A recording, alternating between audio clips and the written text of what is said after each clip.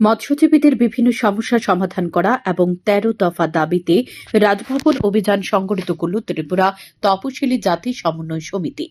আগরতলা শহরের বিভিন্ন পথ পরিক্রমা করে রাজভবনের উদ্দেশ্যে রওনা হয় তারা।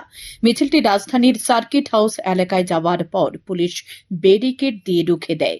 উপস্থিত ছিলেন প্রাক্তন মুখ্যমন্ত্রী মানিক সরকার, বিরোধী দলনেতা জিতেন্দ্র চৌধুরী, মৎস্যজীবী সমিতির সর্বভারতীয় সহ সভাপতি সুধন দাস সহ অন্যান্য নেতৃত্বরা। সেখানে বিক্ষোভ কর্মসূচি সংগঠিত করে বামেরা। উপস্থিত প্রাক্তন মুখ্যমন্ত্রী মানিক সরকার বলেন, মাছ, মাংস, ডিম যতটা ত্রিপুরা রাজ্যের প্রয়োজন সেটা উৎপাদন হয় না, কিন্তু ত্রিপুরাতে যেটা উৎপাদন করা যায় না এমন নয়। পূর্বতন সরকার সেটা উপলব্ধি করতে পেরে সে ধরনের পরিকল্পনা গ্রহণ করে উদ্যোগ গ্রহণ করেছিল।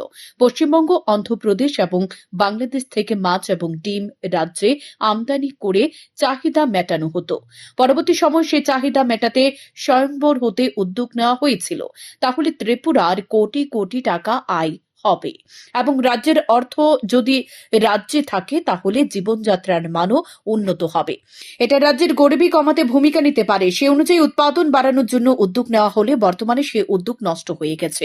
এই পরিস্থিতিতে লড়াই করা ছাড়া আর কোনো উপায় নেই। তিনি আরো বলেন, বর্তমান সরকারের প্রতিশ্রুতির সঙ্গে কাজের আসমান জমির মতো ফারাক।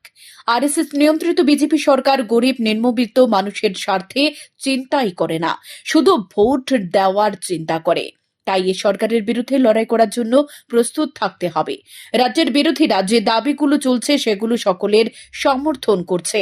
জনগণের স্বার্থে বিভিন্ন দাবি আদায় করার জন্য সামনের দিনে একটা সংকল্পবদ্ধ জঙ্গি আন্দোলন গড়ে তুলতে হবে।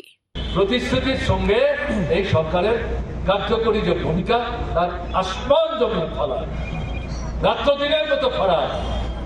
এরা জনস্বার্থে, বিশেষ করে গরিব নিম্নবিত্ত পেছনে পড়া অংশের মানুষ যারা, তাদের স্বার্থে তারা কোনো চিন্তাই করে না, বরং তার উল্টো তারা ভূমিকা নেওয়ার চেষ্টা করে।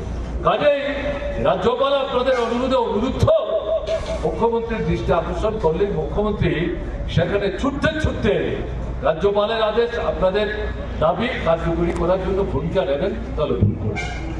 তাহলে যাই ৭.৫ বছরের অভিজ্ঞতার অন্যরকম হতো না, তাহলে আপনাদের আজকে কিন্তু এই রেগুলেশনে অংশগ্রহণ করারও কিন্তু কোনো প্রয়োজন ছিল।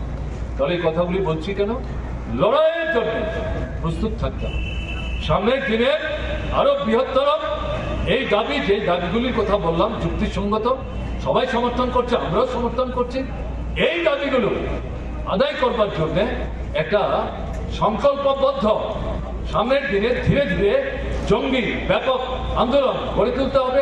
এই আন্দোলনে শুধু মৎস্যজীবী না, শুধু তফসিলি অংশের মানুষ না, সাধারণ যে গরিব অংশের মানুষ, নিম্নবর্তী অংশের মানুষ, তাদেরকেও এই আন্দোলনে কিন্তু সংগঠিত করার ক্ষেত্রে বিশেষ করে আপনাদের গুরুত্বপূর্ণ ভূমিকা গ্রহণ করতে হবে।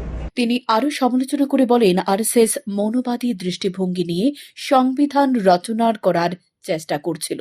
Doctor B.R.. আম্বেদকরের সাহস নিয়ে রুখে দাঁড়িয়েছিল সেদিন। আরো লক্ষ্য করা গেছে, মৌনবাদী দৃষ্টিভঙ্গি নিয়ে ভারতের জাতীয় পতাকা এবং জাতীয় সঙ্গীত তারা স্বীকার করতে চায়নি। মনুসংহিতা দৃষ্টিভঙ্গি নিয়ে তারা এগিয়েছিল, কিন্তু শেষ পর্যন্ত বাবা সাহেব আম্বেদকর কার্যকরী ভূমিকা নিয়ে আরএসএসকে কোণঠাসা করে নেতৃত্বদের দায়িত্ব পালন করেছিলেন। সে আরএসএস নিয়ন্ত্রিত বিজেপি বর্তমানে ক্ষমতায় রয়েছে। কয়েকদিন আগে আরএসএস ধর্মনিরপেক্ষতা ও সমাজতন্ত্রের কথা বলে মানুষকে বিভ্রান্ত করার চেষ্টা করেছে। মূল অর্থটা হলো মৌনবাদী দৃষ্টিভঙ্গি নিয়ে এবং মনুসংহিতাকে ভিত্তি করে দলিত মহিলা, গরিব অংশের মানুষের বিরুদ্ধে এবং শোষকদের স্বার্থ রক্ষা করার জন্য নতুন সংবিধান তৈরি করার চেষ্টা করেছে।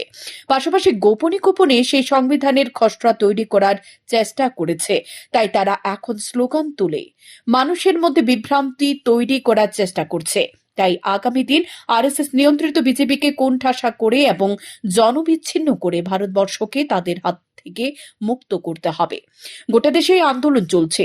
অনুকূল রাজনৈতিক, সামাজিক, গণতান্ত্রিক ও অর্থনৈতিক পরিমণ্ডল তৈরি করার জন্য এই লড়াই থেকে ত্রিপুরা আলাদা নয় বলে জানান তিনি।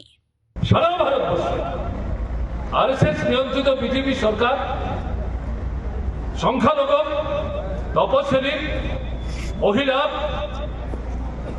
তাদের বিরুদ্ধে অবস্থান নিয়ে প্রকাশ্যে না বলেও এমন সমস্ত ভূমিকা নিতে শুরু করেছে যা ভারতবর্ষের যে মূল যে ভিত্তি স্বাধীনতা সংগ্রামের মধ্য দিয়ে অর্জিত হয়েছিল তাকে তছনছ করে দেওয়ার চেষ্টা করেছে। বিশেষ করে বিজেপি শাসিত যে রাজ্যগুলি ত্রিপুরা সহ সেই রাজ্যগুলিতে এই দৃশ্যগুলি তারা কার্যকরী করার চেষ্টা করেছে। আরএসএস নিয়ন্ত্রিত আরএসএস এরা মনুবাদী দৃষ্টি নিয়ে ভারতবর্ষের সংবিধান রচনা করার চেষ্টা করেছে। ডক্টর বাবা সাহেব আম্বেদকর সাহসিক ভূমিকা নিয়ে তাদের বিরুদ্ধে রুখে দাঁড়িয়ে সংবিধান তৈরি করার জন্য যে সংসদীয় কমিটি সেদিন তৈরি হয়েছে ভোটের মাধ্যমে, সেখানে আরএসএস তাদের হয়ে যারা কথা বলছিল জনসংঘ বা এই জাতীয় যারা মনোবাদী দৃষ্টিভঙ্গি নিয়ে যারা আমাদের স্বাধীনতার পতাকাকে স্বীকৃতি দেয়নি, জাতীয় পতাকা আমাদের জাতীয় সঙ্গীত যাকে তারা স্বীকৃতি দেয়নি, এই সংবিধানকে তারা মানতে চায় না, তারা মনোবাদী দৃষ্টিভঙ্গির ভিত্তিতে মনুসংহিতাকে ভিত্তি করে এই সংবিধানকে নূতন করে তৈরি করবার জন্য চেষ্টা করেছে। তার বিরুদ্ধে রুখে দাঁড়িয়ে ডক্টর বাবা সাহেব আম্বেদকর একটা কার্যকরী ভূমিকা নিয়ে তাদেরকে কুণ্ঠাসা করে এই সংবিধান পাশ করে বাস্তবায়িত করার ক্ষেত্রে নেতৃত্বের ভূমিকা পালন করেছে। আয়োজিত কর্মসূচিতে কর্মী সমর্থকদের উপস্থিতি ছিল লক্ষণীয়। শান্তন টিভি।